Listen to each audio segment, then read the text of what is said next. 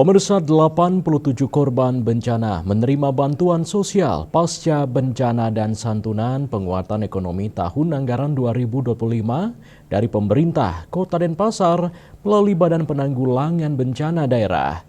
Pada tahap kedua ini, sebanyak 87 orang penerima bantuan yang diserahkan secara langsung oleh Wali Kota Denpasar, I Gusti Ngurah Jaya Negara, bertempat di kantor Wali Kota Denpasar.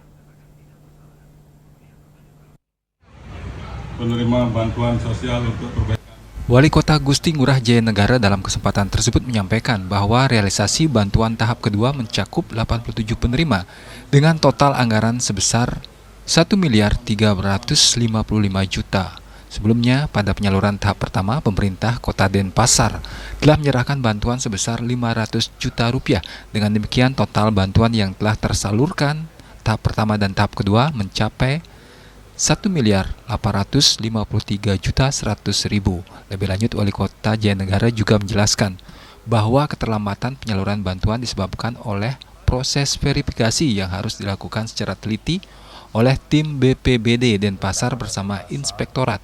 Verifikasi mencakup pengecekan kerusakan rumah warga, pura, warung, hingga ternak yang mati akibat banjir.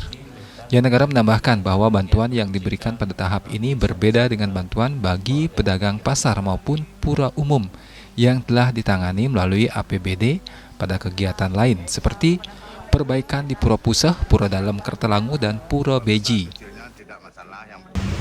Hari ini diserahkan bantuan terhadap korban banjir Sane Sampur Bintang. Menikah jumlahnya 87 orang dengan total hampir 1.300.000 juta. Nah, menjantan dengan galasan yang becek peniki ditiang pindah ke pemerintah Kota Denpasar ikut terduga atas musibah yang menimpa masyarakat Kota Denpasar khususnya yang di wilayah Selang. Nah, mogi bantuan kecil peniki bentan tidak pikirnya nyane majang itu gane angin ngemecikan napi sana sampun bencana tipe ring kaki tudangnya. Sementara itu, Kepala Pelaksana BPBD Kota Denpasar Ide Bagus Joni Ariwibowo menjelaskan total bantuan tahap pertama dan kedua total anggaran sebesar 1.853.100.000